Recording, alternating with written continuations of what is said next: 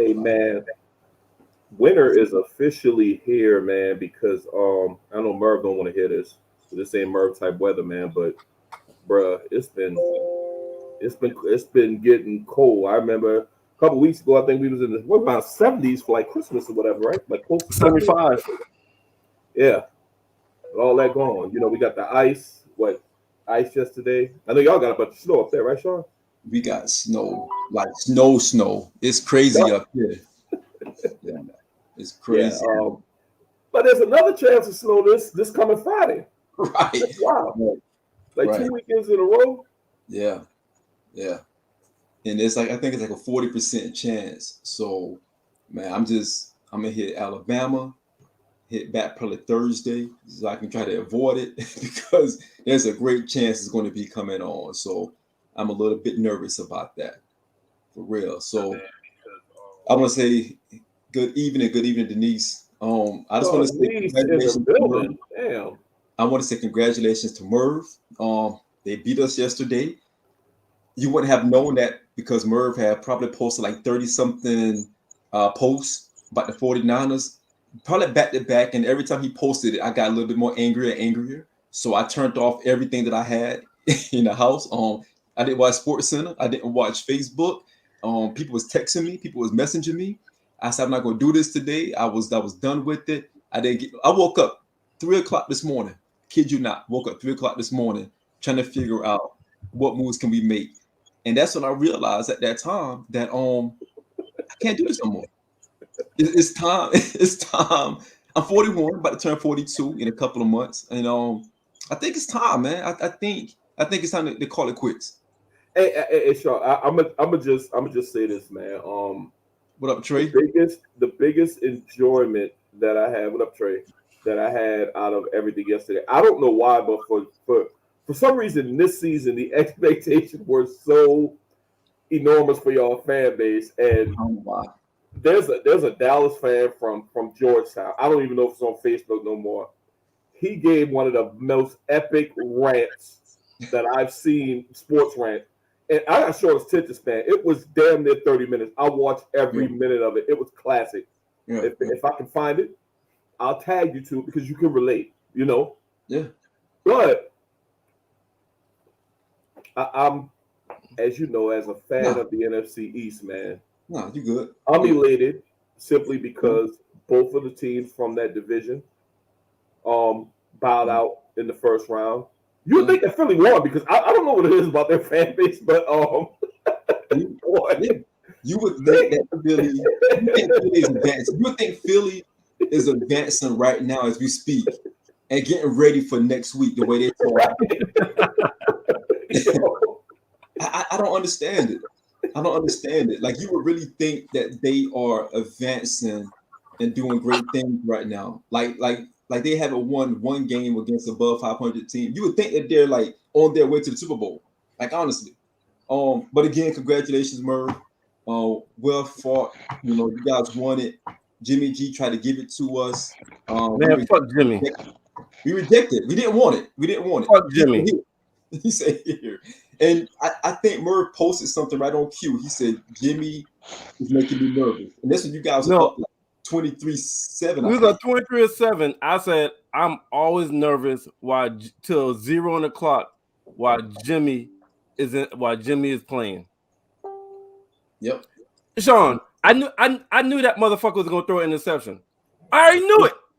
Nigga, I already knew in the fourth quarter he was gonna throw a fucking interception that was gonna give y'all a chance to win the game. Yeah. The bad thing about Jimmy G ain't gonna really give you a first quarter joint with like 5 minutes in the game. When he has turnovers, it's damn near at the worst possible time for the second half. It's like man, all the time. I'm gonna say like this, right? Like if you don't have a great quarterback, everything around your team needs to be great. Like it is what it is. Like a great quarterback can really hide the other deficiencies of your team. But if you're not great there, all the other positions get exposed. You know what I mean? Like it doesn't happen every play, but it will happen on the plays that you need that position to come up with the most. They're gonna get exposed some way, somehow. Man, this nigga missed a wide open wide receiver on a third down when we was up. I think we was up 23-7. That could have might have sealed the deal. We went to red zone 5 straight times and got 4 field goals. 4 motherfuckers. Our kicker had 5 fucking field goals yesterday. Yeah. Then this motherfucker on a fucking quarterback sneak. Motherfucker, you don't know how to wait to make sure your team is lined up. You learn that. And you get the fucking start. You learn that. Those are 3 plays why we probably should have lost a fucking game yesterday. Did you mention the y'all was up 23 to I forgot what it was, 23-6 or something like that when Diggs got shook out of his boots on like a 15 and out. Yeah, that's what I said. On the third down play, he missed a wide open Ayuk. Yeah, he would have play that probably could have sealed the deal. Like I'm happy we won, but nigga, I'm not excited. A good quarterback. It's not like quarterback makes that. Motherfucking quarterback in the playoffs. We got everything else good. Our special teams is straight. Our defense is straight. Offensive line is straight. Wide receivers is straight. Running back is straight. Everything is straight except the fucking quarterback. We can't win the Super Bowl with that. Well, here's the thing. Just when you say that, right? See, your like I would say like this. This is how great your team has to be to come over bad quarterback play. It has to be the 2000 Ravens. That's when the rest of your team is great. You know what I mean? They had Trent Dilfer as their starter, and they won anyway because the rest of their team was that good. Like, that's how you overcome bad quarterback play. And I'm like, man, me speaking as an Eagles fan, the last time we had a good quarterback was Donovan McNabb, and that was a long time ago. Even then, it's still hard. Ravens, that was an anomaly because our team against the Chiefs, we was great in all areas except quarterback. No. We went to the Super Bowl. Well, my thing is, I know, Merv, you're objective about your team. You can't feel good about next week. Jimmy G did all this shit in the temperature control stadium. So I don't know what the fuck you're gonna do in Glambo next weekend with it's fucking 0 degrees outside against that bad man on the other. I mean, Aaron Rodgers is a piece of shit. We gotta get 200. We gotta get 200 yards in rushing. We gotta get 200 yards in rushing. The only way to win that game is if y'all need to score that game now and keep him up and keep Aaron Rodgers off the fucking field. That's what I just said, nigga. I said we gotta get 200 yards rushing. Hey, Steph, can you hear me? Like, I ain't trying to be funny though. Can you hear me? Yeah, I hear you. Oh, but did you hear what I said? We need for us to win. We gotta have over 200 yards rushing as a team. Yeah, and I said slow the game down. And that still might not even be enough. Like, you know what I'm saying? It might not. I'm just saying the best chance to raise the percentage to give us a chance to win, we're gonna have 200 yards rushing. Well, Merv, this is a good thing you can kind of hang your hat on before next week. Y'all played them before and y'all lost on the last second field goal. So that means y'all was right in it before. Yeah, but I think we was home though, right? Yeah. It wasn't bad weather. I'm expecting snow next week. And it was a regular season, so I mean we can't. Yeah. But at least you're familiar with them. At least y'all familiar with them. I mean, we're familiar with them. And Nick Bosa might not get the concussion protocol before then. We would definitely need fucking Nick Bosa. I think they'll clear him. You know, it's the playoffs. They're clearing everybody. You know, so you can get shot the day before. Yo, can you walk? Okay, cool. You can play. He's going to be out of it because Michael Parsons probably got a concussion and they put him right back in the game. There's a great chance he got concussed last night and they put him right back in the game. Straight up. Man, it happens, man. He got his head rocked in that collision. I'm poor because I kind of want y'all to beat Green. I cannot stand Green Bay. And I kind of want y'all to beat Green Bay, but I also want y'all to feel my pain. I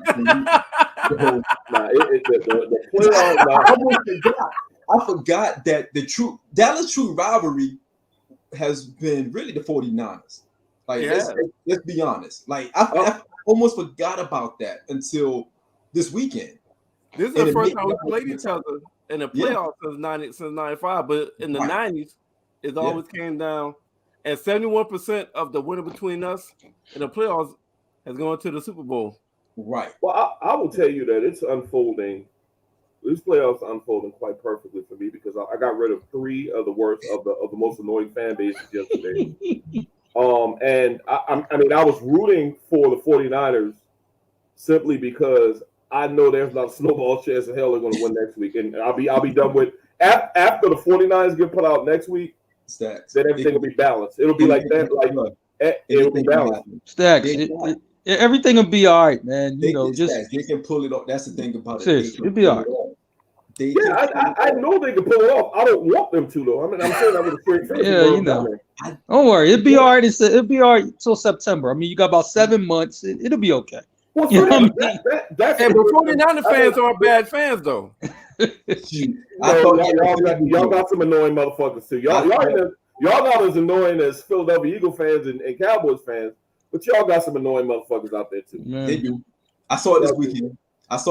I saw that upset alert. Upset. I'm like, it's not to be an upset. You guys are actually just as good, if not better. You're more disciplined. You know what I mean? So, I don't. Hey, but Shawn, you gotta give me credit for this. What up, Sam? Right? You gotta give me credit for this, Shawn. Out of some respect for you, I didn't post none in the guy's Facebook podcast. You actually I did. You know what I'm saying? After we won, I only posted my personal page. I didn't post no 49er stuff. Hey. We Facebook friends though. Huh? We Facebook friends. And we got friends.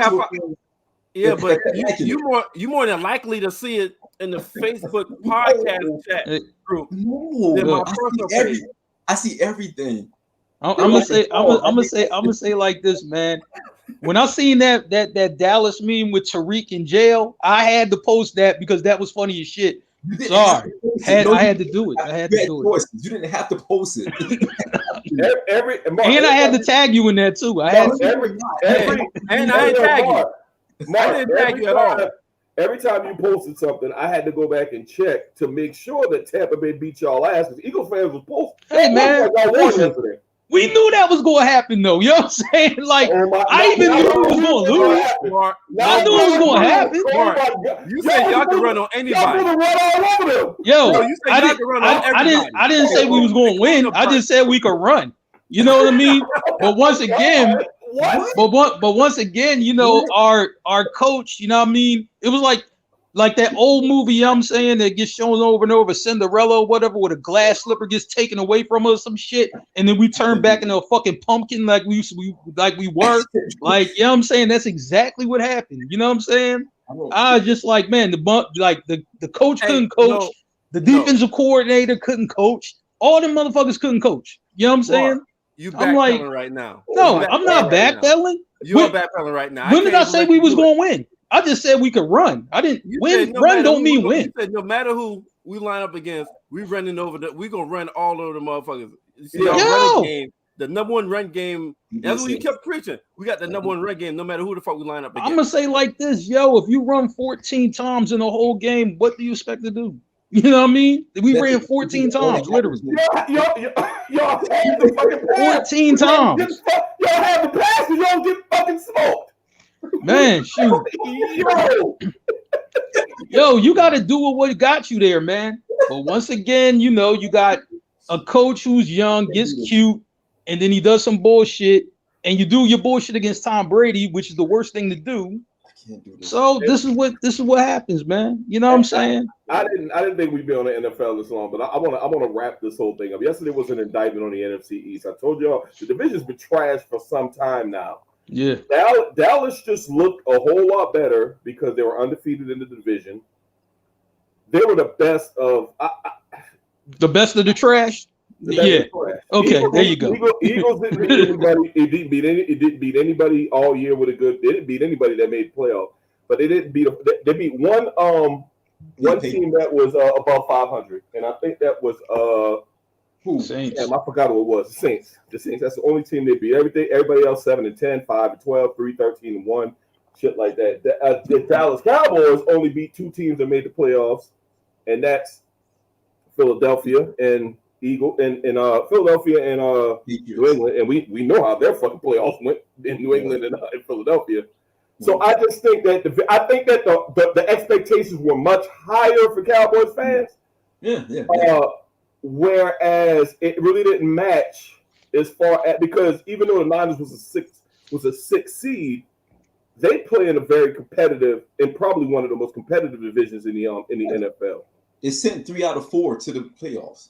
So yeah, absolutely. Because the Niners they're 6 seed, but that team that played yesterday, they can upset Green Bay. Make no mistake about it. I just don't think it's going to happen.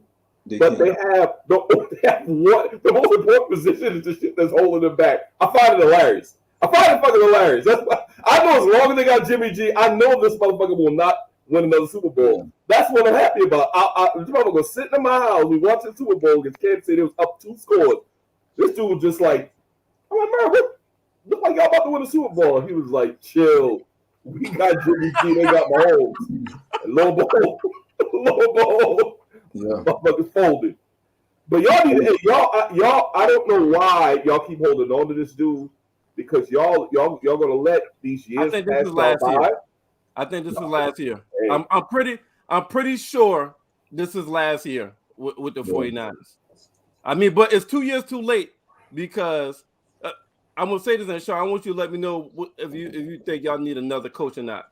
I do want to talk about it real brief, but I'm still upset because we're 2 years too late.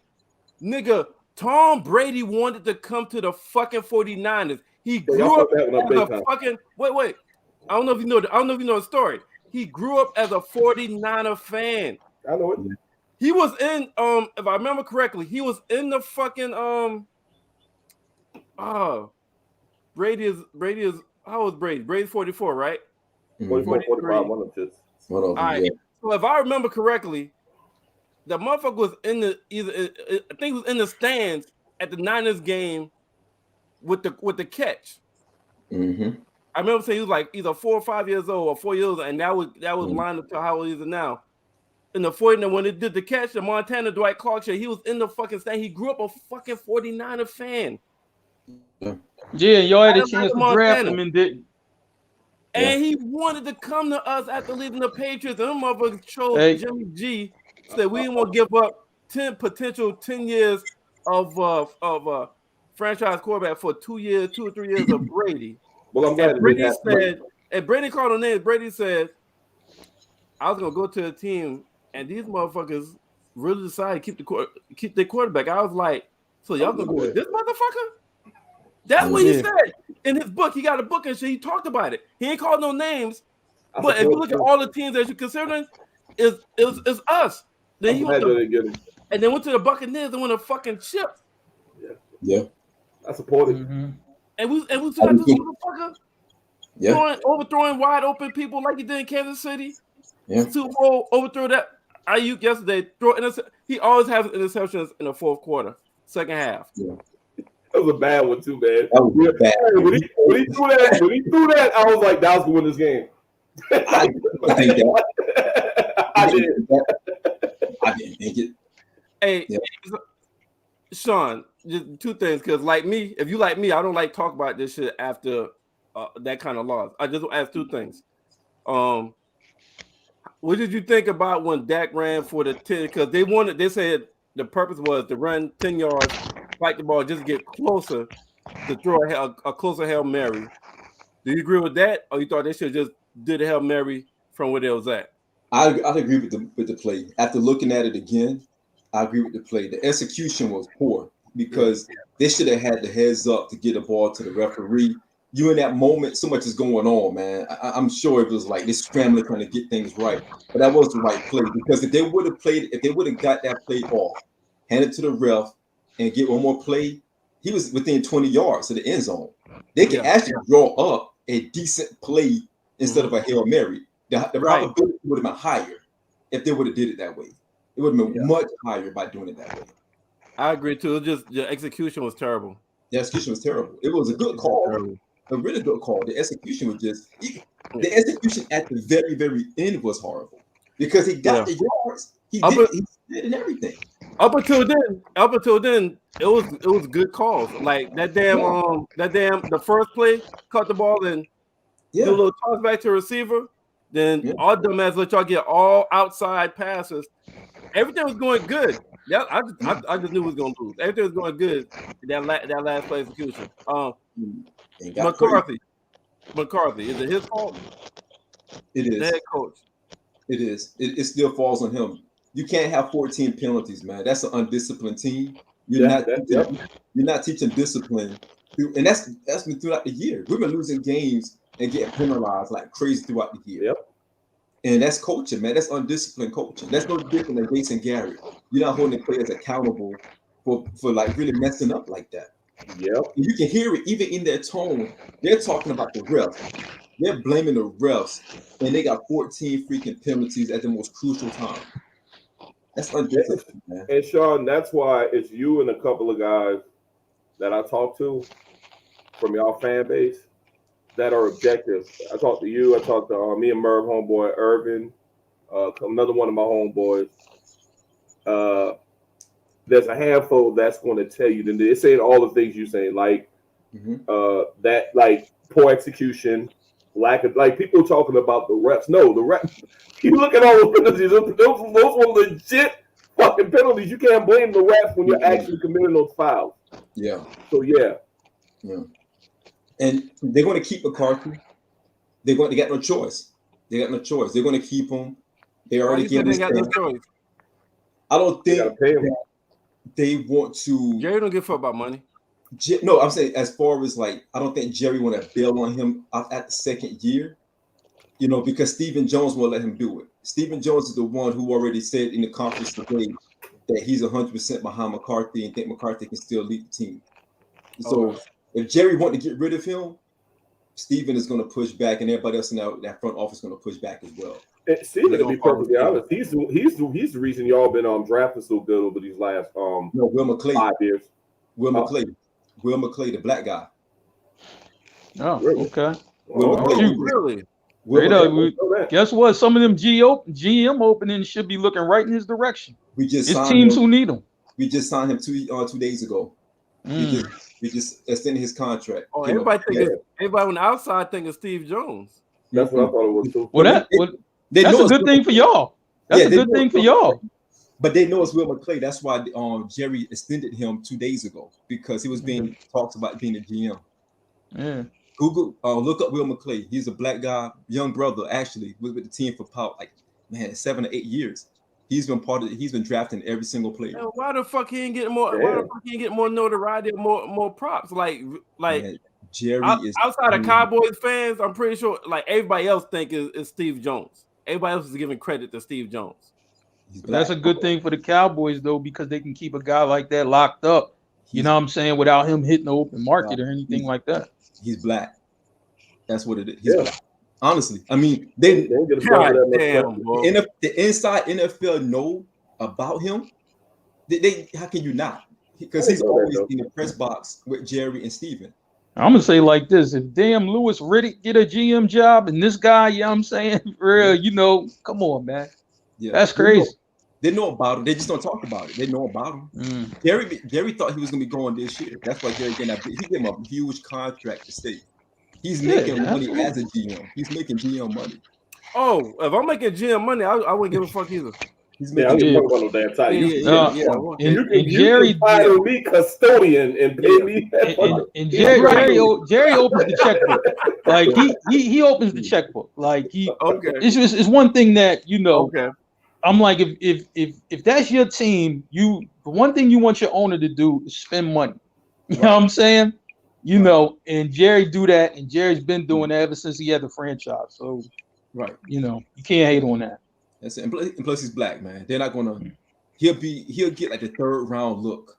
They'll look at him on the 3rd round because they should have been talking about him since like 2 or 3 years ago, because he has put together some great teams in Dallas. The coaching staff own him. The coaching staff own him. Hey, he been a best kept secret for real, but they didn't even put that nigga on camera. If you're a fan, you would know who he is. Like if you really follow the team, you know exactly who he is. Hey, that nigga's like a ghost, right? That nigga's ghost picking for y'all. And plus, Right. they did an article. They did something on him a couple of months ago. They did something big on him about how he's been under the radar, like drafting people. Like he gets the last say so in the draft room. He has the last say so. Damn. Yeah. Jerry said, yeah, he's the guy. He's our guy.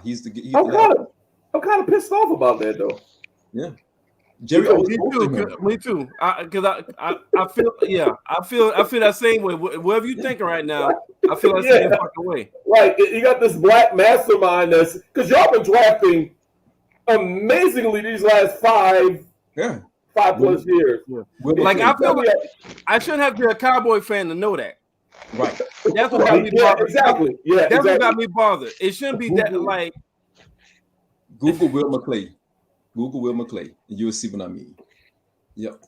So, fellas, let's move on. Before we get into the show, really good. I know we don't start off with the crazy talk about NFL. I didn't want to talk about it, but y'all dragged me into it. Let's go. Let's honor MLK, man. Today was MLK's birthday, man. Just to honor the king, man. I mean, look. We all know the story. We all heard it. We all seen the documentaries. All read the great things about MLK. But we definitely want to do it the right way by saluting MLK. I mean, unfortunately, it's 2022, and the I Have a Dream speech still hasn't really come to fruition. I mean, we've seen some progress here and there, but we got so far to go, man. So far to go. And it's not just a color thing. It's within the communities as well. It's us against us, and it's just some bad things going on out there, and it's really criminal to say the least with regards to just his dream and what we're doing as well. And my thing is, Shawn, as we go through another MLK Day, it is just amazing to me that we've made so much progress. Yeah, but we're talking about voting rights in 2022. That's crazy as hell to me. Yeah, that's wild as shit to me. But shout out. I mean, the sacrifices that MLK made, been jailed, ultimately assassinated. He was under heavy surveillance by the FBI and the CIA for simply trying to pull his people up and trying to get civil rights passed for our people. And this is literally under surveillance. And man, Malcolm, and I just want to salute that brother. But like you say, Shawn, we still got a long way to go. But he has brought us a long way. Can't say that. Absolutely. Have y'all listened to his speech recently, or anytime recent? I haven't recently. I haven't recently.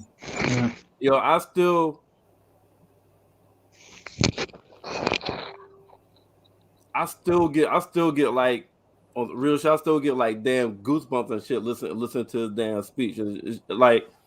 It's crazy for. It's just hard for me to imagine from like how the hell he put that speech together. Because I've had to talk. So I've had to talk at funerals. I had to talk at events. I do like public speaking shit. Where I had to like sit down and kind of like get my thoughts together what I'm going to talk about.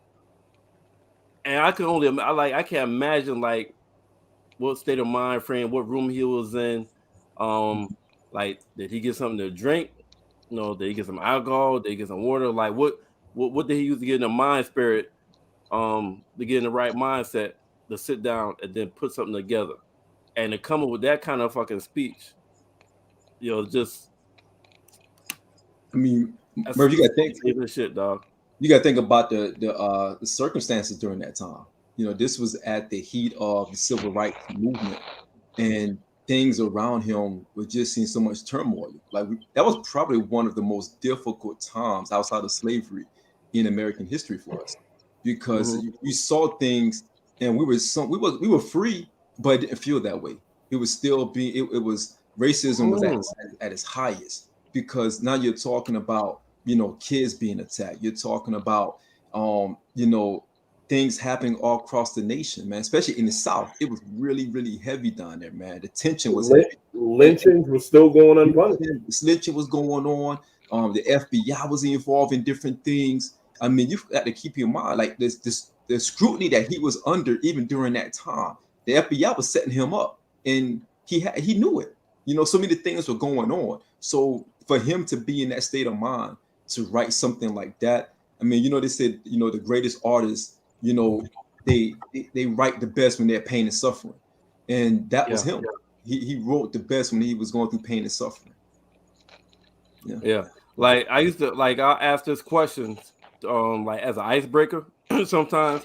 Like, if you could go back and witness any historical event, witness it, experience it, and then come back. Like, don't stay there, but can witness. My historical event would be going back and seeing I Have a Dream speech being performed live by him. Right. That would be my historical event. If I could go back and witness something and see something, that would be mine. Absolutely. Yeah. So again, man, we honor the king. I mean, again, hopefully we can continue to do the right thing and try our best to carry on the legacy, man. It's tough because circumstances they haven't really changed. They kind of evolved into other things, and we're still dealing with it. So yeah, it's tough. It's tough, fellas. Heavy stuff. So where y'all want to go to next, man? Y'all want to go to that new music that Ye had, Ye and Game and Hit Boy? No, not really, but you know what I'm saying? I mean, you could touch on it, you know. I'm like, man, Ye being Ye, of course, you know what I'm saying, you know, he's gonna be controversial, talk about everybody. He threw some lines in at the boy Pete Davidson, you know what I'm saying, a comedian, you know, I guess who's with his wife, ex-wife, I don't know what she is yet, but you know what I'm saying? And it was like another song that he had in there too, you know.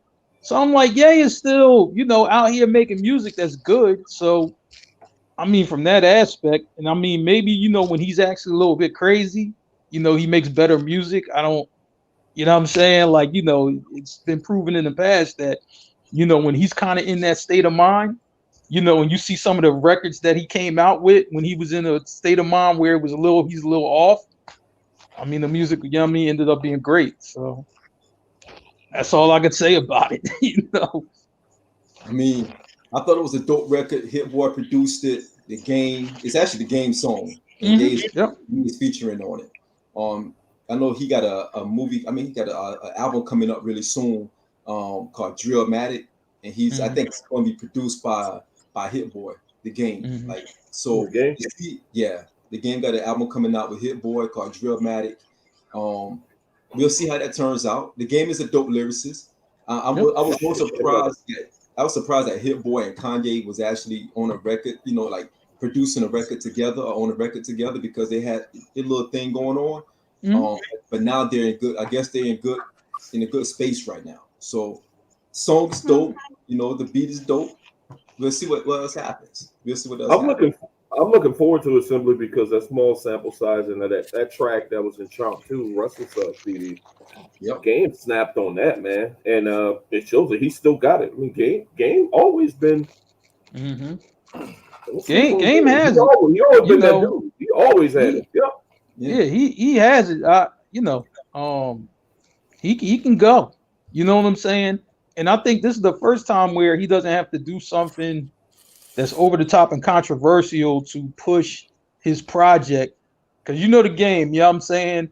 You know, he'll be like, yo, man, I got in a fight on the airplane with some rapper, and then I threw him off the airplane. Oh, by the way, yo, check my album. It's coming out next week. Like, he'll do some shit like that. Like, you know what I'm saying? He ain't have to do none of that this time. It's just, he just put the music out, let people vibe, and that's cool. He got that from 50 Cent. Yeah, but I'm just saying, it just seemed like he overdid it, though. And I'm like, Game, no disrespect to 50 Cent, but I'm like, Game, you're a better artist. That kind of approach is kind of beneath you. You know what I mean? You don't have to do that and still put out dope shit. He can't do it with this record. This record is a controversial record because you got Ye dissing his own kids on this record. Game is a controversial. I mean, it's like, but I mean, with Game though, it's always like, yo, he has to like fight somebody or go at somebody before he puts out a project and show up in the city, and he has to do all type of shit like that before he puts the project out. And this time it was just like, yo, a listening party. You know what I mean? And a whole bunch of people there, and he's playing a record. I don't think that's controversial for game. That's true. That's how it should be, though. Like, I mean, this nigga our age, if not older. Why would he need to get into some type of beef before putting out an album? Because he's done it every time before. Am I right, Shawn? Yeah, but we grow and he's fucking old. I mean, why would he get into? I'm getting the fucking beef. Street beef in 40s. He did it 3 years ago with Meek Mill. So yeah, that's what he does. That's what he does. Hold that thought, because that's kind of what we're talking about tonight. So y'all brought it up organically, so that's what we're going to talk about tonight. But yeah, Game is a dope lyricist. If y'all haven't checked the song out, please check it out. Yeah. Kanye really went in on that joint. He did. He dissed his kids on it. Yep. And he dissed his wife. Kanye just wild, man. Dude is crazy, man. But this is when he do his best work. You know, when he's in a manic state, he does his best work. Yeah, that is right. So Mark, before we get into it, man, what you got on your plate, man? What you got on yours, man? Not much, man. This is a slow week this week. Yeah, it's not much, man. It's kind of just it's more been football. You know what I'm saying? You know, and I mean, we heard the game, and you know that project's coming out, so we're looking forward to that. But not much else. You know what I mean? You know, by way of that, man. You know what I'm saying? Cool. So let's go ahead and get into it. So I thought about this topic for like the past 2 weeks. I shared it with some folks that rock with us behind the scenes and just thought about it. And when I first brought the idea, they were like, "Yo, this is original content no one really talk about," and it made me go back another week to kind of look at different things. And what I'm talking about is just a review of hip hop back in 2001, which is almost 21 years now, going on 21 years now. Mm-hmm. I wish this would have came up on our last episode, or close to our last episode, because I really wanted to dive into it. But I wanted to talk to you guys about it because I wanted to get your thoughts and sights as well. Because some things that I realized from 2001, how it set the tone for a lot of music, not just hip hop, but it set the tone for a lot of things moving forward. Because the South came around 2003, 2004, when the South really took over hip hop, and you had the 50 Cent, G Unit movement. All these different movements kind of came off the heels of 2001 and the things that transpired in 2001. But before I get into it, I want to start off where I felt like everything kind of jumped off. And I went to dig in the crates a little bit. I went to look at the LL Cool J album, the GOAT album. Mm-hmm. And the album came out in 2000. And you guys can remember, this is during the time when the Merv's favorite movie came out as well. It was Any Given Sunday came out that same year. Yep. And this was LL's one of his big movies during that time. You got Al Pacino in there, you got Jamie Foxx. And you guys know LL and Jamie Foxx got into a little scuffle. Yeah. True story. True story. Something like that. Punch him in the face or something like that. They had to actually stop shooting the movie because that happened. Yeah, it was the bathroom scene, but it turned up being a real fight. Right. Yeah. And it was like really happening on scene. And this also was during the time when we thought that cannabis had got the best of L back in 98, 99 with second round KO. And LL showed that he was still LL. And all the things are going around LL, and nobody ever heard of the word GOAT. And he dropped his album and named the album the GOAT album. This was the first time that we ever heard of that word. We always talked about who was the best MC, the best sports, basketball, football, whatever. But we never said who is the GOAT.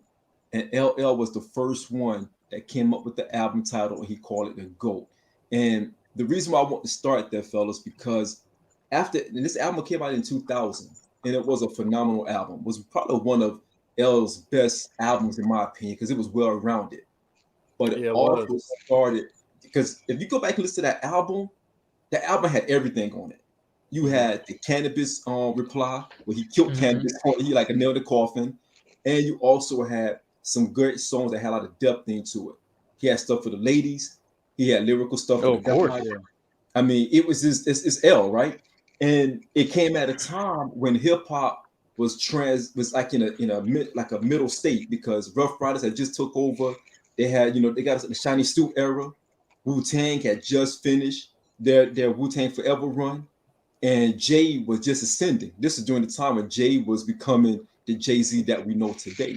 DMX was kind of coming down off that little, because he was ruling shit. Then he was kind of, it was kind of like the console after the 3 hours. This was his first dip in 2021. Yeah, exactly. That was his first dip. Exactly. That actually started opening the door for people to get their shit off in 2001. To be perfectly honest with you, and it was a lot of in that year was a lot of hip hop R&B records, a lot of hip hop R&B records where you know what I'm saying, you know that R&B had that infusion with those hip hop beats, those things that hit hard, but you can still play them for the ladies. So you know what I'm saying, you know, you go back to Young Us, right? Rotten, you know what I mean? We could play those records, you know what I'm saying, and you still cool with it, like you know what I mean, you know. So that was I thought that was super dope back then. Absolutely. And keep in mind, fellas, we were all 2021 during this time, right? So you know, study shows that you are influenced by music between the ages of 15 to 21. So we were at our peak of influence by music. And 2001 just so happened to be an explosion in hip hop that is rarely discussed. And I wanted to show this to you guys to kind of give you an idea of all the records that came out that year. It was a lot. It was a lot. Jadakiss first album, Kiss the Game Goodbye. And keep in mind, remember that all of the hype around Jadakiss coming out. Remember, everybody was, you know, Jadakiss was dropping verses here and there. That was Jadakiss' first album. Kiss the Game Goodbye was fucking hard. Say it again. Kiss the Game Goodbye was fucking hard too, bro. His best album to date, to me, in my opinion, his best album. Yeah, I agree. Hell no. I don't know about that one, but his personal best. Yeah, his personal best album. Yeah, I don't know about that one. That joint had oh my goodness, that album to me was flawless, in my opinion. It was flawless. T.I. came out, and I'm serious, it went under the radar. Another great album. Another great album. But because 2001 was so heavy with a lot of other, and you had Ludacris, Word of Mouth came out. That was good. That was very good. That was dope. Right. Yes. Bean's second album was a follow-up smash to his first one. I was dope as well. It was dope. You had Stillmatic and you had Blueprint, and you also have Bulletproof Wallets. So, and then you know what's crazy? It's just like you go from 2001 and you look at these albums that you posted up here, Shawn. I'm just like, when you listen to Drake's record Knife Talk, you know what I mean? That is influenced by Project Pat. His verse happens to be on that album that he released. You know what I mean? Back in 2001. Right. So check this out. This also came out 8701. Yes. This is the maturation for Usher, because Usher became the Usher we know today because of 8701. Right? Jay became the Jay that we know today because of Blueprint. You also had Tank debut album came out that year. Maxwell had one of his most successful albums during this time. Now, 112 pretty much died. Part 3, which was their best album. Merv, your boy, the Until the End of Time, Tupac. Listen, and that 112. Best album. Yeah, and that goddamn track 10, I'm a Player. Man, that motherfucker right there. Bro. Told the truth. And you had Alicia Keys, her debut album. So keep her. Go ahead, Mark. Go ahead. No, I'm just saying, you know, with her album, it was a lot of build up to it. To, you know, can this album live up to the hype? And it did.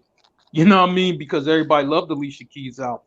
Like, it's a lot of people, you know what I mean, for that fuck with it heavy. So yeah, you know. And keep in mind, Tina Young. Keep in mind, 01 was also the beginning of rap beefs, because before then, rappers weren't telling each other names and records that often. It was scattered here and there, but it would never be something that became a trend or became a fad. 2001. Who started it during that era? I mean, that year. That year, it was Jay. Hey, yo, you sure? You know about that song? No.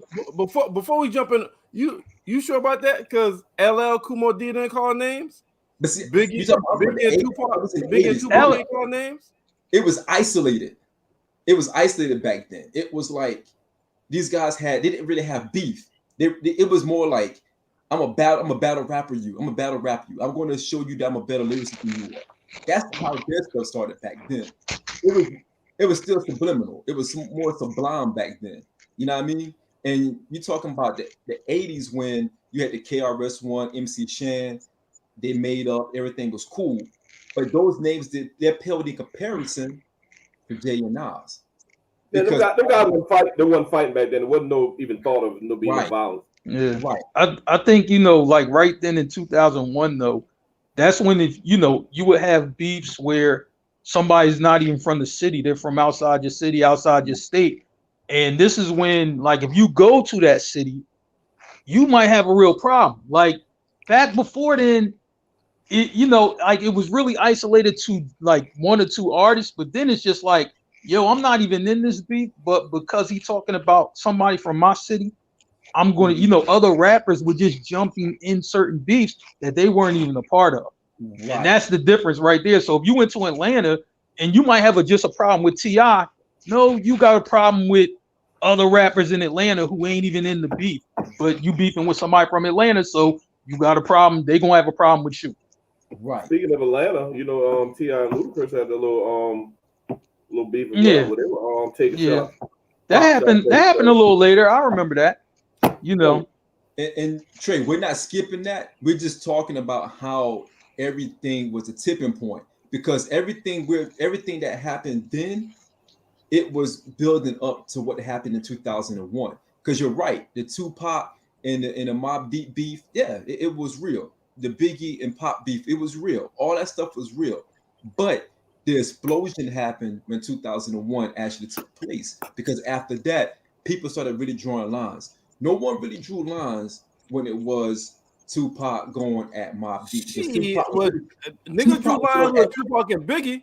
It was Tupac and Biggie, but that was coastal. They divide the whole fucking half of the country. That was coastal. I'm talking about the rap community. The rap community they stayed out of the Biggie and Pac situation.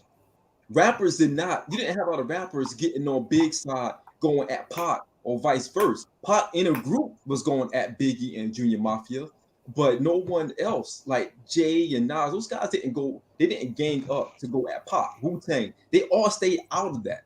It was more fans, it was more the outside folks. It was their groups, their circles that made it happen. In 2001, you really had factions. You had Rockefeller versus the Rough Riders, because you had Kiss going at Beans, X going at J. You had people started creating lines of division. Factions were created in 2001. That was during the time when Jay came out and did the Summer Jam thing, and he started kind of like dissing a lot of people. He made a little diss against Kiss and all those guys. Three cussing your eyebrow, kind of wild out. All that stuff. And his album never fall out. It created a lot of division. I got you. I see what you're saying. I see what you're saying now. Division in New York, because New York rappers weren't rocking with each other anymore. It was like the South was on the way coming, but New York was so divided at that time because people were literally choosing sides. Jay had all of Philly on his side because he had that Philly movement going on, and they were riding hard for Jay. Am I right, Mark? They were riding hard for Jay. And I'm like, because I'm gonna say like this, like, and especially having been here, like being here in that time, like if you really was beefing with Jay, you had a problem coming through the city. Like you had to move a certain way, you had to make phone calls to certain people, to let can I go to Mitchell and Ness and buy a jersey without something happening to me? Like those calls really had to get made. I got you. So are you also? Let me ask you this. I might be getting a little too deep right now. I might be overthinking what you're saying right now. Are you also implying that two things? So that's when naming people became popular and became trendy, and where people before it was almost like it was almost kind of like an unsaid respect type thing where you don't say it out of respect, but it got to people know who you're talking about. Everybody started saying, "Fuck it, I'm calling names now, but it's mainly going on up top. And while that shit was going on, beefing, you got Philly, you got Beanie, you got Jay, you got Jay the Kiss. 50 Cent ain't blow up like that, but 50 Cent. So all them niggas is having this eternal beef, civil war up top. And while them motherfuckers is doing all this shit down up top, down south was goddamn uniting, and that's how down south was able to take over, the rap game in the industry. Because down here, down the south, them motherfuckers was united, and that's how all of a sudden now the hip hop industry became the sound became the south of hip hop. I mean, it became a hip hop. And the one thing it used to be up top, but all that beefing fucked them up. And the one thing that what happened with the South though, and it started right there. It's guys who had problems with each other back then in Atlanta and New Orleans and things like that. But it was just like, yo, we still can make a dope fucking record. Let's just get on this shit, do it, and then we'll get to that shit later. Like, like up top, they couldn't do that. I ain't getting in no studio with you. If I see you on the street, I'm trying to tell you it's gonna be a real problem. Down south at that time, it was like, I don't like that motherfucker. But what you call it, Manny Fresh just hit me up with a dope track and he want me to be on it with this motherfucker. Yo, we can still do it. Right. That's the difference. And Murph, you captured it. That's what it was. Even what Trey said, the beef, it was the reason New York sound imploded. Because now people you felt you had to choose sides. No different than what Big and Pop went through. When you was going through the Big and Pop beef era, you had to figure out, like, where do you go? If you're not from New York or you're not from LA or Cali, you had to figure out, okay, I got to pick a side. I got to pick a side. So just pick a side and hunker down. But like you alluded to earlier, it was still coastal. New York didn't leave their sound. Matter of fact, I think that's when New York was probably the strongest at that moment, right? Because it was still like they still felt like Park was dissing New York. So New York was like, okay, we're gonna show them how New York get down. And right after that shit fell. It fell. So it's crazy. So it's almost like I'm gonna get a little deep. I'm feeling philosophical. So it's almost like the death of Biggie was the death of New York. I won't say the death of New York. I would say that as a team. I mean, not that they were a team, but I think everybody kind of went their individual way after that. It's almost like when the Kingpin. It's almost like when the Kingpin dies. The streets, the streets go crazy because everybody trying to be the new Kingpin. Unity. And after Biggie, everybody trying to be the new king of New York. Jay trying to be the new king of New York. Now trying to be. Before Biggie, people was kind of willing to give him the Frank Wright kind of shit. Yeah, but I mean, his death did open the door for people to get their shit off, though. I mean, let's make no mistake about that. I mean, Biggie was still making hits up until the time he died. I think that, but it was unified too before he died. It was unified. Not really. But I think the unity was. I think it was coming maybe a little bit, and then it backed off. But it wasn't big. It was like a drip. It was under the radar. Biggie died, the levee broke. It was under the radar because keep in mind, Wu-Tang was beefing. Really, Ray and Ghost was beefing with Biggie. He was, but guess what? Method Man, just like y'all said down the South, they was beefing in the South, but they still got on each other's tracks. Method Man still got on Biggie track. You see what I'm saying? I'm just going from the knowledge that y'all just exposed to me just now, right? And I'm kind of like processing this shit. What I think is, at least and I was having this conversation with my brother. Like in New York during that time, it was competitive. It isn't so much that they hate each other. Like, oh yeah, because somebody asked me, "Yo, Biggie ain't never get on track with Nas," and I was like, they weren't enemies. They just, for just get a track off like we wanted them to. Right. You know what I'm saying? But they weren't enemies. Like, oh yeah, it was beef in the street. You ain't never heard that about them two guys. You never heard that. None of those guys had true beef back then. It was more in a competitive way because during that time, Raekwon was, keep in mind, the source came out and said Raekwon was the new king of New York after Only for Cuban Links came out. So you got Ray going for the title, you got Big going for the title. Jay was just now coming through. You had Nas out there still. So New York was top heavy. They were top heavy. When Big died, Jay was the first one that publicly came out and said, I'm the new king of New York. He I'm was gonna the take the mantle. one Yeah. that said it on record. He said, if I'm not big, I'm not betting the big, I'm the closest thing to it. So when he came out and started saying that, a lot of rappers, like, because keep in mind, Prodigy, God bless the dead, Prodigy was also considered one of the top dogs, lyricists during that time, because he was spitting hard on everything he was dropping. Yeah. Shook Ones, all of those anthems, Prodigy was at the core of that. Hell so you yeah, had Prodigy was that dude. Right. A lot of heavyweights in that class, where when, like you said, Mervyn Big passed away, that's when Jay scooped it up because he was the closest thing to Big as far as who could rap and I think to Merv's point, the difference is down south, everybody just trying to get their shit off. They ain't really worried about being the king. Everybody just worrying about I'm just worried about putting content out. We trying to put the South on the map because the North is the North has been doing this for a while. So we just trying. We ain't got time for them beefs. Right. We ain't got time for them. We just need to fill it up with content. We ain't got to worry about that other shit being competitive. And you know what? And you're right though, because that King talk didn't come until with down south to 05 with T.I. That's he the first one to be like, I am the king of the South. King of the South. You know, there is none but he wasn't. Absolutely. You know, and he, you know, even it was some backlash with that, but that King talk didn't come till later with the South. Like, you know what I'm saying? With you know, with New York, it was just like nobody was really talking King stuff. And then when Biggie passed, and then Jay just, all right, man, you know, I know I'm gonna get some pushback on this, but I'm saying it anyway. I'm the king in New York. Right. And he was backing it up because he was dropping nonstop hits every year. And it was to a point where when 2001 came and he had the Summer Jam thing, and you know, he put Prodigy on the screen, and you know, then he made the shot at Nas. It finally happened. It finally, like, that was it, because people on the outside was like, what just happened? But those within, like, okay, we knew it was coming, now it's here. He finally said his name. Like, it was building up. All these other songs were happening. We know who he's talking about. Some people knew who he was talking about, but it finally happened. And I'll be honest, again, I'm 21 years old, right? I still think that Blueprint to me was one of the best albums I ever heard in my life. And I was rocking Jay hard. I was doing every lyric, everything. But when he said, ask Nas, you don't want to hold.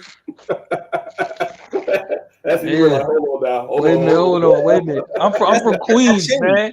I'm from Queens. You know what I'm saying? You ain't gonna take a shot at my city. And I know you felt that way. That boy taking a shot at my city, dog. Marc, like my borough. Marc, everything changed after that. And that's why I said, if you go back and you think about the things that happened musically that you can remember at what age and where you were, it's going to be between the ages of 15 and 21 or 18 and 21, where you was mostly impacted. Because like Merv said, the album part 3 from 112, he said the song I'm a Player. Keep in mind, 21-year-old Merv was probably still at USC. I was. He was probably doing bad Merv things during his time. During his entire ass, probably. And that song probably resonated with a young Marvin during that time, because what he was going through in his life. He probably just crossed over. He probably just crossed the Kappa. No, not yet. I was getting that nigga though. He was doing up. Hey, listen. Before then, that was when Stacks was coming to the house parties I was having. They was goddamn shutting down the neighborhood. Nigga was having some fucking epic house parties. I was part of those shit. I ain't even lying to you. You were most influenced during that time, and for me, when he made that comment, I'm like, whoa, hold up. Yeah, Jay nice and all, but whoa, you pump your brakes a little bit, and then you putting Prodigy on the Summer Jam screen. Like, yo, what is going on? Yeah, Shawn, to your point, man, I was just coming back from Bosnia right before 9/11 and the Blueprint dropped, and I didn't get to see any of the lead up to it because I was overseas or whatever. But when he said that line, don't be the next contestant on that Summer Jam screen. And when he said, you guys don't want to withhold, ask Nas, you don't want to withhold. I had that same reaction, not in the sense where, I mean, because I was a Nas fan as well, but I'm like, hold on, did he say Nas? It's almost like you had to rewind it. Like, did he actually say his fucking name? Right. And then he went into, and then he went to the verse. I'm like, oh shit, he's actually these motherfuckers is. It was like a, and I don't want to sound gay about it, but it's like that moment of hip hop. Like, damn, these motherfuckers actually calling us when they start doing this shit. Like, they calling out names, and then from there, it seems like that opened up the floodgates, and of course, he came back hard with Stillmatic. I mean, with Ether and all that shit. But that made 2001 just a wild ass year. Man, because then you also had Jadakiss. Remember, Jadakiss chose a side. Jadakiss, right. Jadakiss and a lot. They went to Nas side. DMX, they always went Nas side. When Jay was it was only Rockefeller. You know what I mean? But the thing is, though, what's crazy when you go back to 2001, like whoever in your family part of your crew, if they heard it, your phone rang, right? So you try to, you know what I mean? You see, you flipping the phone up, like, yo, you playing it on the phone, yo, like look, turn your shit down, yo, I mean, you gotta hear this, right? And you listening to it on the phone, like, you know what I'm saying? Like man, I had a what song you talking about right now?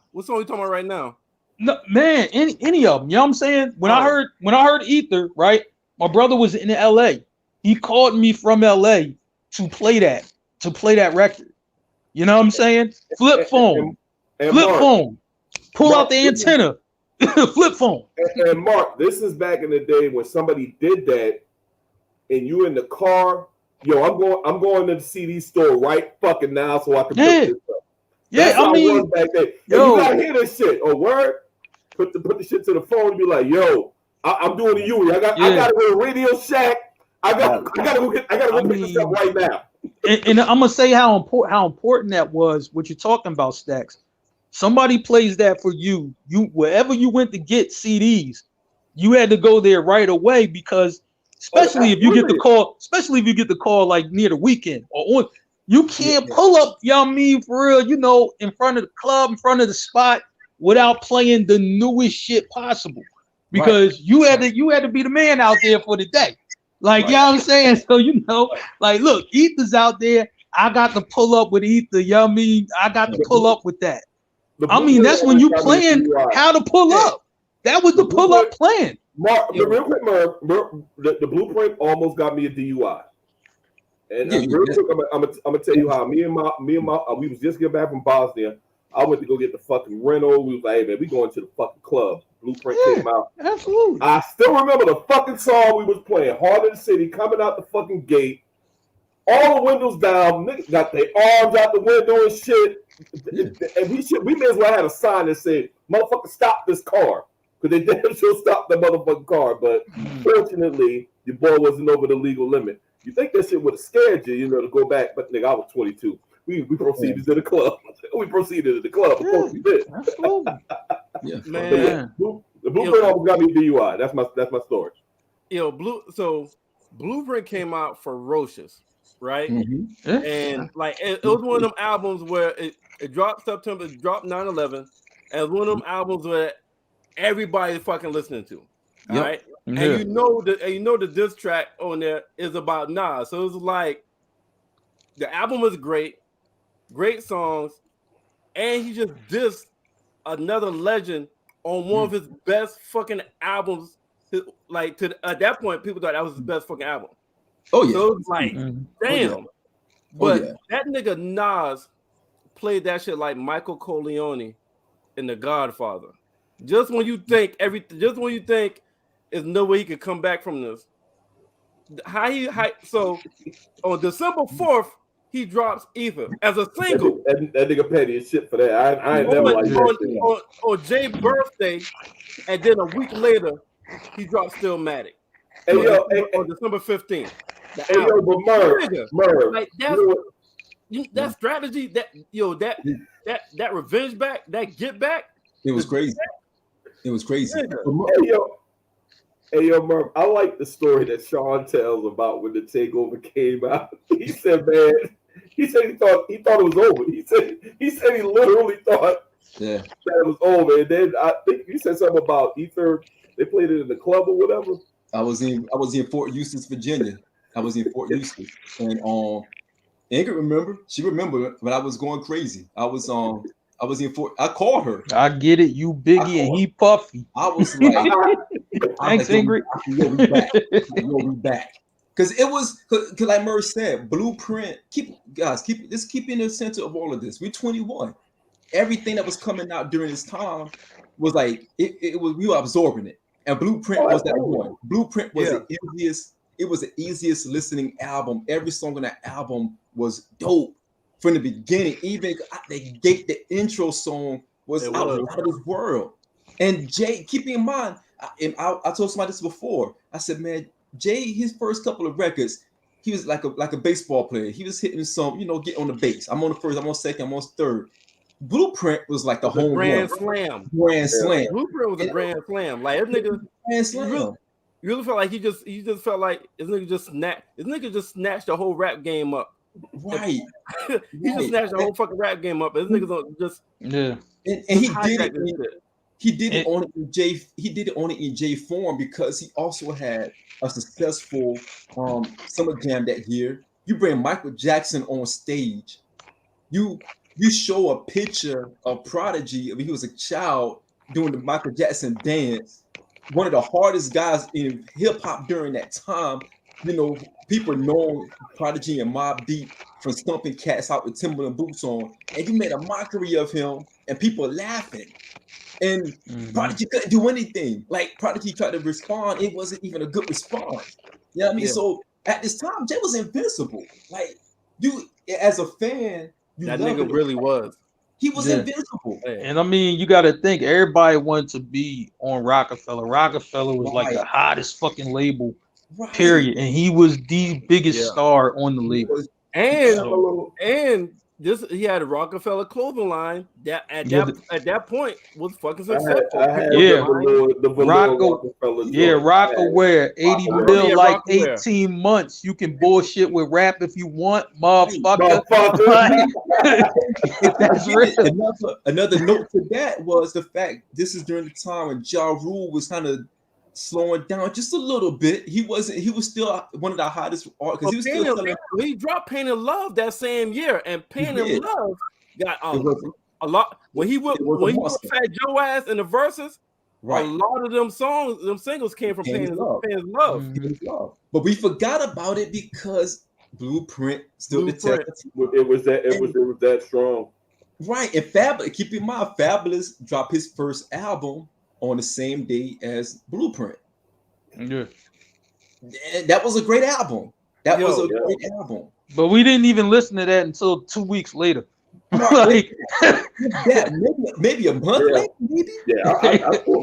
I know. All I know is somebody was like, "Yo, man, Fab dropped the joint," and I'm like, "All right, I like, do we got the CD?" You know what I'm saying? I ain't even have it. You know what I mean? So my man passed it to me, and then we just listened to that because we was going up to the mall. The mall is like at least a good 30 minutes away. So we're gonna get about 30 minutes of Fab in.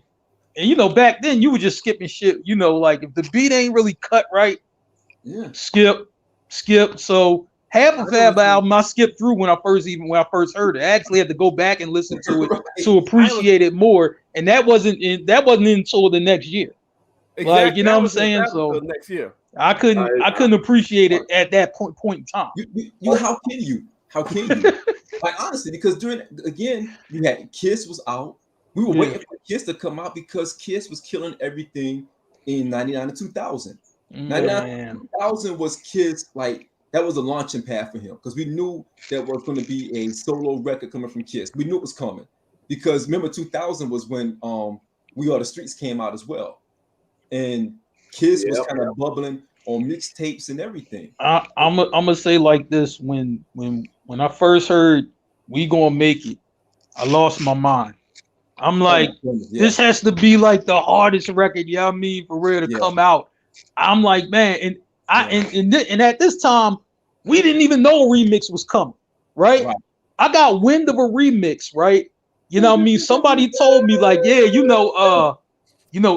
gonna be on the remix. I'm just like, nah, you know what I mean? I'm like, ain't gonna even be a remix.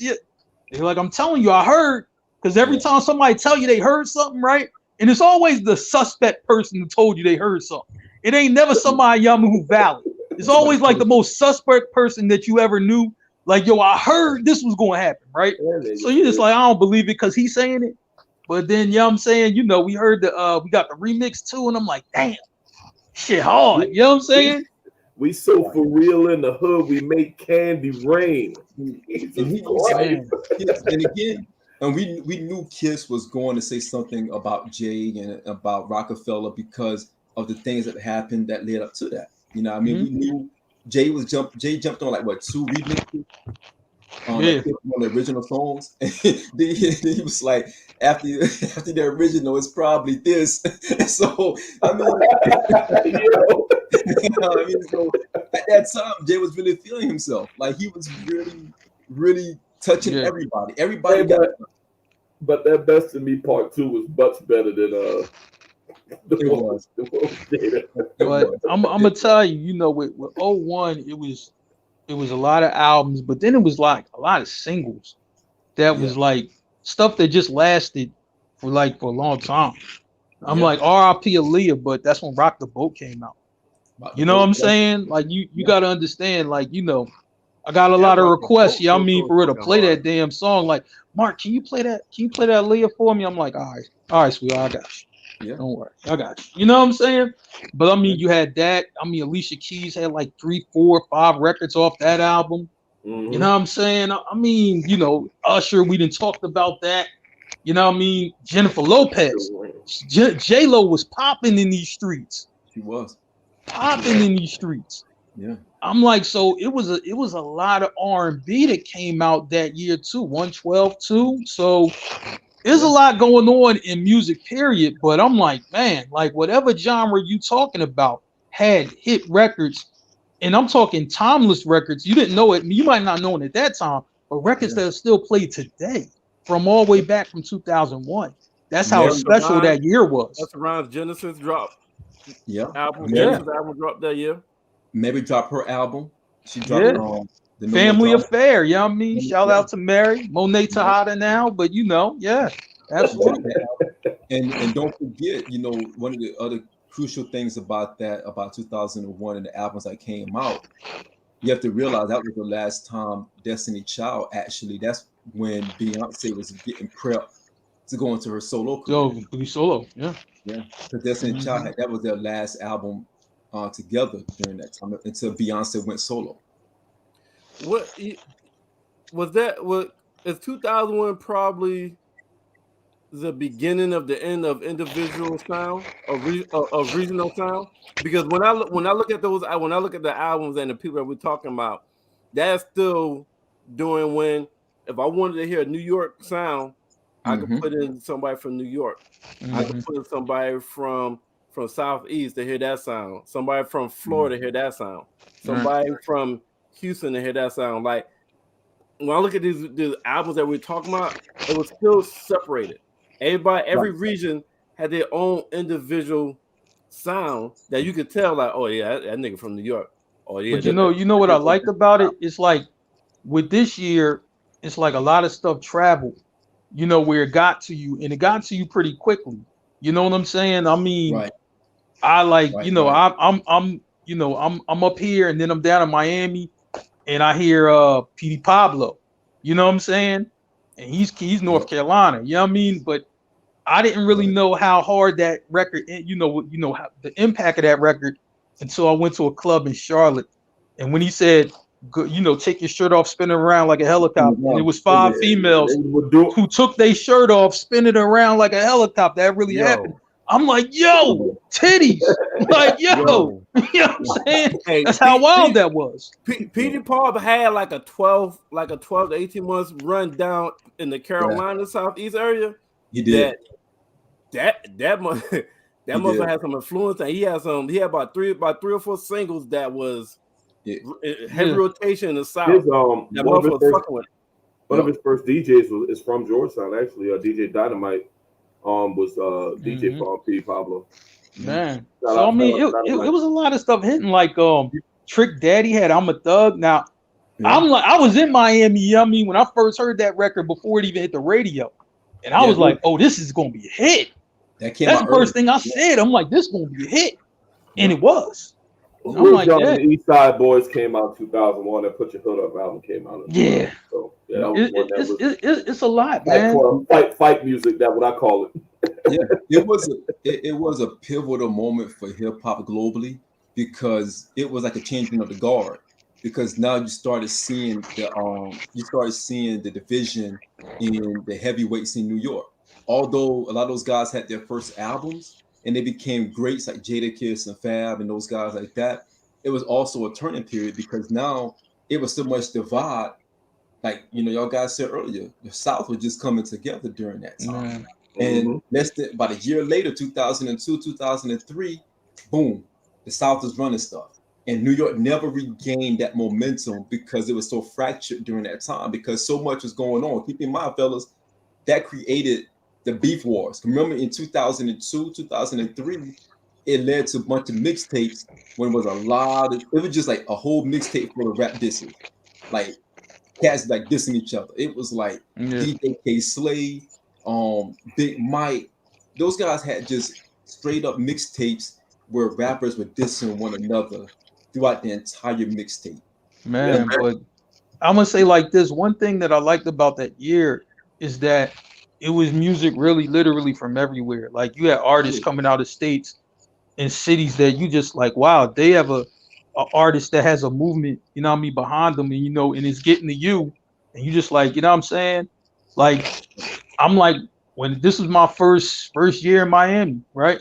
You know what I'm saying? First year, I'm doing my thing, with the basketball league. And the first day that I met Karan Butler, we were playing in the league for a while. He's from Milwaukee, Wisconsin.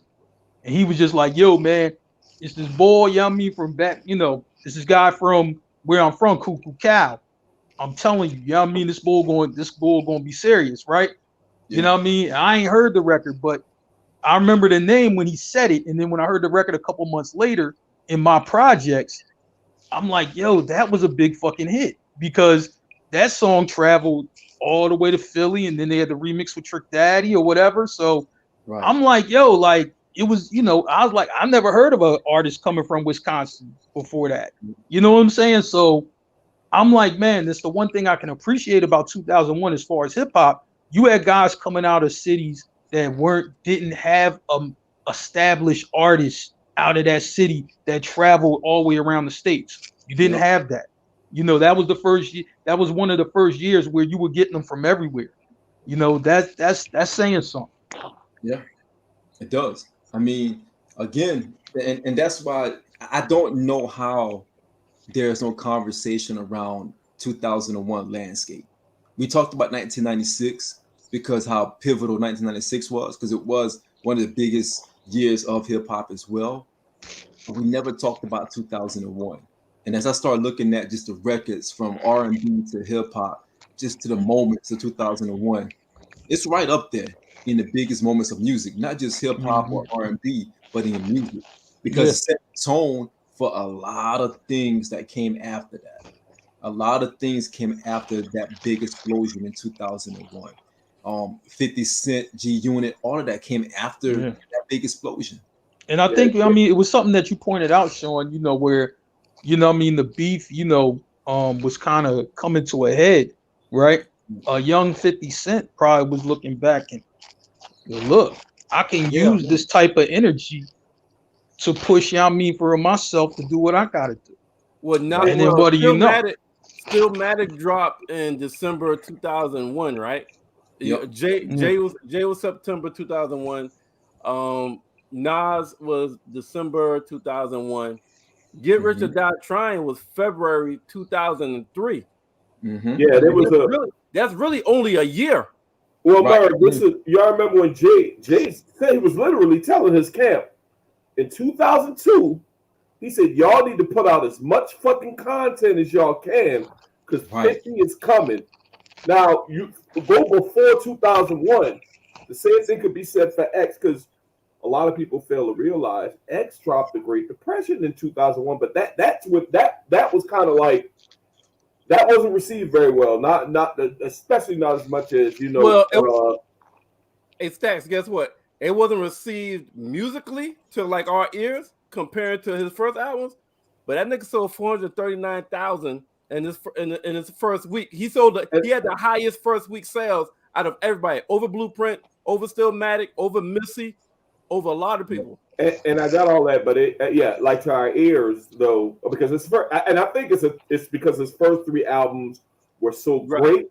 Yeah. But I think that people saw, that this DMX phase is kind of like winding down. Let me try to slide some shit in there. Right. Yeah, you know what I'm saying? Like right. So there was that gap, like 2001 to 2002, and then 50 came through in 2003 and just the build up to that album. That's one of the biggest roll ups as far as marketing. That shit was everywhere. Because I remember 2003 before I was going to Kuwait in preparation to go to invade Iraq. You saw it everywhere. That album got so much publicity that I've never seen an album push like that in a while. I remember that shit. Man, but you go back to. Go ahead, Marc. I don't know any album that was publicized and anticipated on that kind of level. Yeah. No. In my adulthood, that shit was wild, man. I mean, for that time period, yes, but there were a few albums that were highly anticipated leading up to its release, and actually played out to its expectations. Because I know some albums that was anticipated, but ain't play out to its expectations. You're right. I can see that. I can see that. Then you gotta think about this, man. Like one of the best party records ever. Like even to the day, Mr. Cheeks, Lights, Camera, Action. Oh, yeah. You can turn that on in any party today. People will jump up for that record. Come on, Lost Boys. Now, I mean, that's Mr. Cheeks. That's after Lost Boys. Yeah, that was just Cheeks solo. But I'm like, that dropped 2001. That dropped 2001 also, ain't it? Yeah, 2001. Yeah. But what I'm saying, I'm like, but that record comes on. I don't care where you at, party, wedding, whatever. People getting up for that record. I'm like, that once again, it's timeless music that came out in that year. Timeless music. That's crazy. No one talks about it. Like it's not discussed. Like honestly, again, you had great music. That was the last year that I think that was 112's last great album. Part 3. That was the last great album. That album was flawless in my opinion. That album was flawless. It was also the last time we heard of Cisco, because Cisco had such an amazing year in 99, 2000. And he dropped Return of the Dragon, right? Return of the Dragon. Yeah, it was a dud, but that was the last time, because he came out and said that he was better than Usher, and he was going to crush Usher with record sales, and Usher casually dropped 8701 casually. Yeah, that didn't go well for Cisco at all. Didn't go well at all. I mean, man, and then Usher, not only did he drop 8701, I'm like, this guy is on a remix with Puff, I Need a Girl, like, right. I mean, which was a big record, like a record. I mean, that you still play. Like that's wild. That's wild. How many big records came out of that year? It was a lot. It was a lot. So again, fellas, just to kind of put it in summation, I don't, those of you out there was listening and was watching, 2001 was a very pivotal year for music in general. It created some legends that we know today. I don't think if Usher didn't drop 8701, if he would be the Usher that we know today, because after 8701, that's when we got Confessions, right? I think Confessions came. Yeah. Was that 04 or 05? Confessions was 03. It was 03. It could have been 04. It could have been 04. No, it was 03. It was. I want to say it was 03, I think. I think it was the end of 03. Must have been late 03. The latter part of 03. Yeah, latter part of 03. Yeah. Foxy Brown dropped album in 2001 as well. Broken Silence. Phenomenal album. That was a real solid album. I forgot about that shit. Yeah. Man, y'all mean shoot. UGK dropped Dirty Money, Dirty South legends. Yeah. Legends. You know what I'm saying? I was like, anytime I reach out to my cousins from, especially down in Texas, that's all they was playing. That's how crazy that is. You know what I mean? Bun B Pimp C, like it was that serious. You know what I'm saying? So it was a lot of great music that came out that year. It was just a lot. You know, seriously, man. Big year. So, Phil, let's go and wrap this thing up. I know the football game is still on, and I mean, you guys want to get to that. So, let's go with the parting shot. What you guys say? What's your parting shot, Stacks? Nah, man, it's just that nostalgia of 2001, man. It's a really good topic because I mean, I guess we're considered middle age now. We're young adults back then. You know, you can kind of. It's always good to talk about those times where this is the beginning of the cell phone era and you listen to your music. You got your homeboy. When you hear that track, you just got to call somebody to make sure they can hear what you're hearing. So that's one of the big takeaways I got from that. I think I was 22 in 2001. Just the nostalgia, and then like you said, we had some rappers that really got on during 2001. What I'm going to challenge myself to do, I'm going to go back and make sure I didn't miss anything because that year with Blueprint and with Stillmatic coming, it's easy to miss. Like the Fabulous thing, like we said, some of us didn't even fuck with Fabulous album until 2002. But yeah, it was a really good year for music, man. That's really all I got. Yeah. Yo, Sorry Miss Jackson was that year too. Outkast. Yep. Shit. Outkast. Yeah. Damn. Go ahead, Merv. Yeah. Outkast. Yep.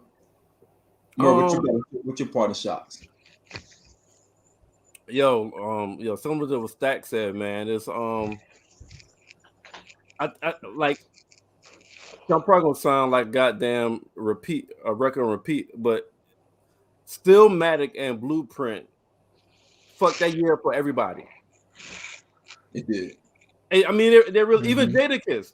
They fucked that year for a lot of legendary or top rappers. Cause like, I gotta look it up to think back about Jadakiss, about Fab, about Missy Elliott, about all those other dope ass rappers. Because the first thing comes to mind, only thing comes to mind is Blueprint, Stillmatic, and the beginning of that shit and how it kept going. But I tell you what, Nas during this year here, Nas was Steph Curry. And Jay-Z was Bron. Because it wasn't for Nas dropping Stillmatic, Jay-Z would been riding in glory. Yeah, that fucking did upset the apple cart. I will say that shit, motherfucker. Hey, listen, Jay-Z been on that goddamn white horse. And you think he was talking Nas my kind of say hip hop because that shit probably would have been oof. Yeah. It was nasty. It was nasty. Ain't gonna lie. It was we were in trouble. Yeah. But us talking about it and me going back and actually seeing how Nas strategized, how he dropped Ether on Jay's birthday in 2021, and then the album Stillmatic later, which ended up getting I think it got 5 mics as well. Yep. It was just great to talk about that and talk about all the other things we talk about. Mainly how New York at that time was dominating. And now it seems like the year that was a year where everything, you watch a sports game and you can go back to one play that fucked up that game, that changed the game. And we talking about hip hop.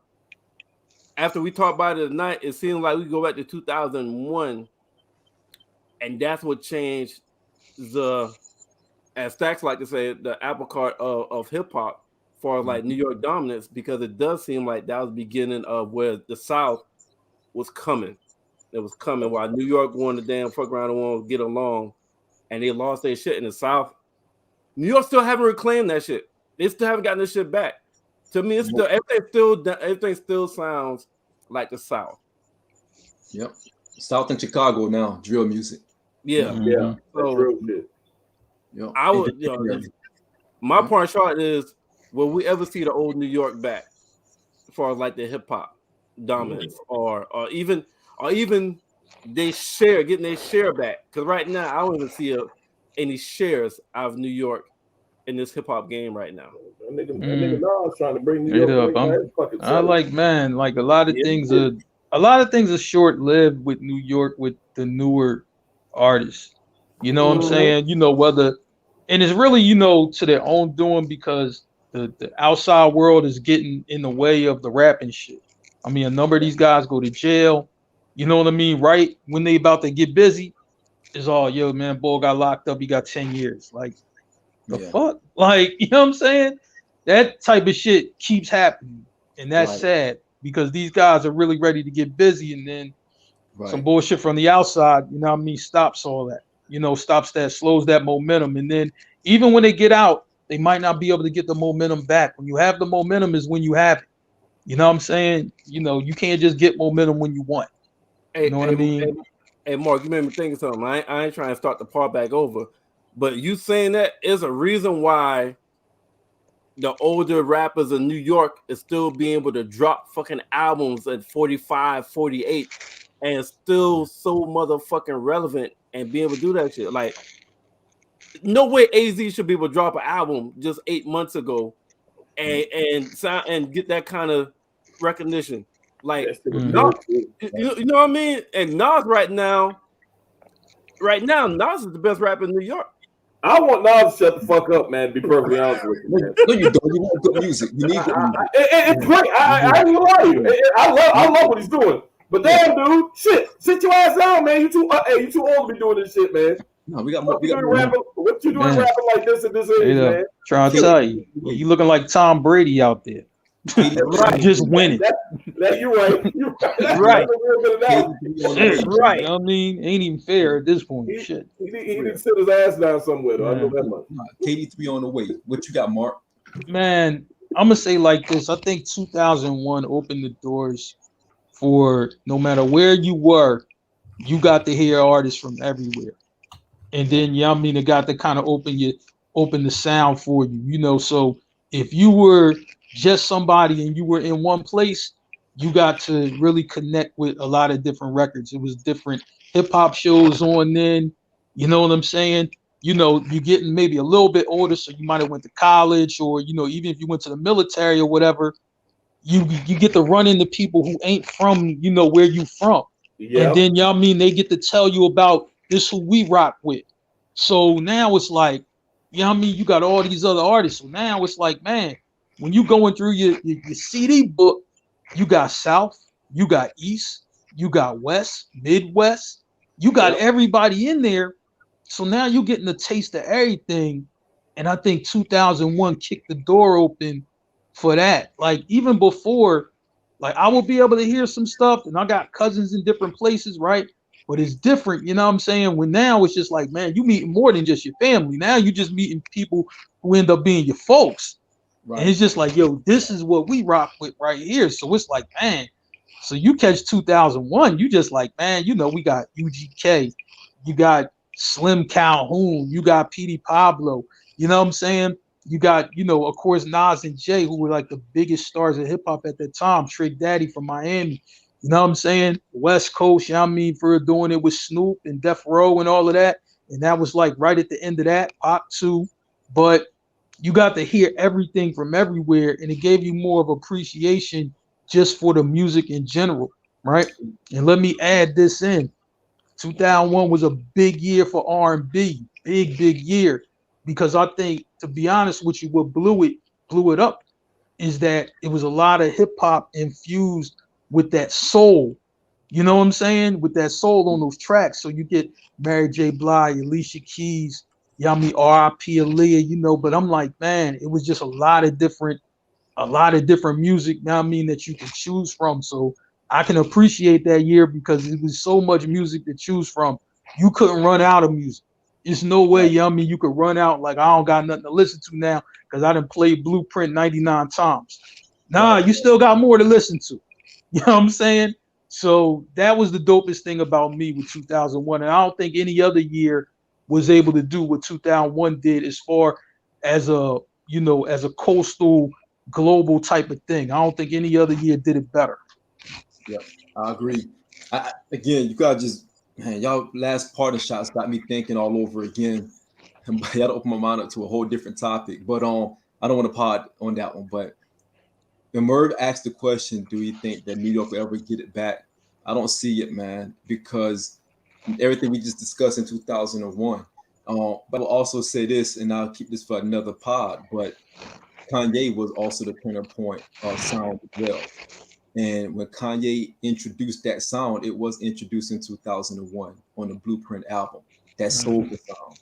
And that opened the door for a whole new wave of music and what music should sound like. It was no more boom bap. It was no more just a turntable and scratch records and just hi-hats, because that's what New York thrived off of, the boom bap era and hi-hats. And when Kanye introduced, and yet the super producer era, which we need that's another topic. The super producer era also took away a lot of the steam out of New York rap, because you had Timbaland, you had Pharrell, Kanye, Just Blaze, Dre, of course, the super producer. Man. And this is young Kanye and young Pharrell. Young Kanye, young Pharrell, yeah. And a young Timbaland, Timbaland. And these guys, they reshape what music sound like. And not only that, even if you go down to Zaytoven down in Atlanta, you talking about those guys, Beats by the Pound in the South. You're talking about all these other super producers in the South create like Jeezy. I was listening to Jeezy first record a couple of days ago in the gym, and I'm like, what the fuck? I forgot how great this album was. Like from the beginning to like, yo, these beats are crazy. Motivation 101. The Motivation 101, that changed the dynamic of music, and that's why New York hip hop can't get back. And Merv, last point I make, because you got my mind thinking again. It's a whole other topic, but to your point, AZ, Nas, Jay, Busta, Kiss, our elder statesmen of New York hip hop still releasing records and still getting love. You don't hear that from nobody else new. There's not and Mark kind of touched up on it. No New York rapper, even Bobby Shmurda, he went to jail. He came back, linked up with me with the Migos, and it doesn't sound right. So he don't. So New York lineage is cut off now. The last of those guys are the Jays and the Nas and the AZs and the Busters. That's all we got now. You got legacy artists now, where in Atlanta you have what's my new coming out? The Migos just came out a couple of years ago, and now they changed the whole sound. Future, all these guys have disciples that come under them. New York doesn't have disciples because we don't groom anybody. New York rappers never groomed the next Jay. They don't groom the next Nas. Those guys, they don't groom people. And that's a up north thing. That's an up north thing, and that's sad. Right. It's definitely sad. Man, that's a damn good point, man. The tree of Kanye produced Drake. It produced Future. It produced a lot of people. A lot of sons from that Kanye tree as well, right? Chance the Rapper. Yeah, Chance the Rapper. Yep. There's a lot of people from that Kanye tree. Lupe too. There's a lot from that Kanye tree. There's not. You can't really think about it from Jay tree. As great as Jay is, as great as Nas is, who's from their tree? Now, I mean, I'm talking direct. But I think I feel like that's circumstantial. I feel it's easier for the other people to groom people. New York is hard. It's harder to groom somebody based off New York standards. It's harder to groom people as opposed to like the South or Chicago, because a lot of times in the South or Chicago, a lot of their success and their music comes from beats and production. Right. In New York, it's still, even to this day, it's about lyrics. You can't make nobody a fucking lyric. You either got it or you don't. That's a damn good point, man. Right. Yes. In the South or Chicago, a lot of those areas, you can make somebody catchy. That's what the fuck they're on right now, catchy. You can make a motherfucker catchy. But I'm gonna say like this: I don't think the South really was caught up with who's like, oh, I'm the best. I think they just really wanted to make some dope ass shit. Like I was saying, and that's like, it. Like, yo, look, let's put our shit out there. You know what I'm saying? Like, y'all cats up top are super competitive. Yeah, you know, I mean, that's like, you know, like two guys don't get along. Manny Fresh calls a guy, you know what I'm saying? Like, yo, I got a cold ass beat, but this other boy who I know you beefing with a little bit, you know what I'm saying? Can y'all get on this joint? They will find a way to do the record. Right. You know what I'm saying? In New York, Philly, we ain't doing the record. You know what I'm saying? I'm like, you know, it don't matter who called. You know what I mean? Like, it's like and like I look at my own city when artists, you know what I mean, was hot. You know, when they were all popping at the same time, they rarely did a record together, if at all. And this is going back all the way, you know, past my brother's era. You know what I mean? My older brother. This is going back past his era where guys just didn't do records. I'm like, y'all motherfuckers on the same label. Right. Still didn't do records together. They just we're just not going to do it. Right. They didn't want it. They don't want to do it. We're competitive. The South was like, everybody, let's hop on the track. We make money together. We squash the beat later. New York was like, nah, I don't want to get in the studio with dude. You know, we fight or gunplay will be involved. Right, gunplay. Yeah, it's just ego, man, ego. But you know, crazy. Everybody get into a whole other pod, man. Yeah. But you got it. Let's cut it right here. Everybody get my bad. Let's say the material, man. This is original content. It will be published on BuzzFeed. This is an original content. I gotta keep saying that. Original content. This is not stolen. This is not something that was actually published before. This is the first time being spoken of in 2001, and I'm glad we had a chance to jump on it first. So again, thank you all for hopping on. Thank you, fellas, for going down the journey with me down memory lane. And hey, let's do it again. Peace. Y'all.